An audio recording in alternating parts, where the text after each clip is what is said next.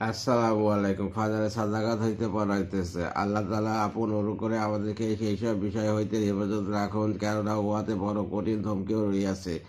উক্ত সূরাতে বিশেষভাবে কৃপণতা ও লোভের নিন্দা করা হইয়াছে। কৃপণতার কারণে সম্পদ জমা করিয়া রাখে আর লোভের কারণে বারবার গণনা করিতে থাকে যেন কম না হইয়া যায়।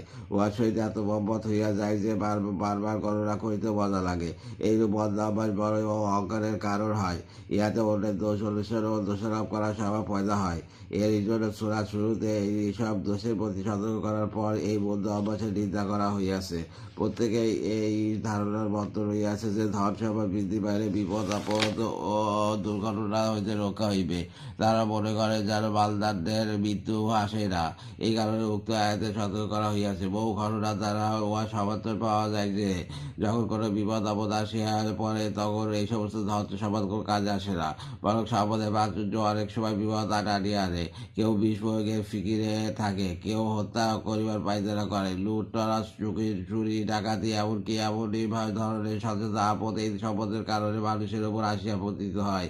অর্থ সম্পদ যখন বেশি হইয়া যায় তখন আত্মীয় স্বজন পুত্র স্ত্রী পুত্র সকলেই মনে মনে কামনা করে যে এই বৃদ্ধ কখন মরিবে আর সমুদায় সম্পদ আমাদের হাতে আসিয়া যাইবে।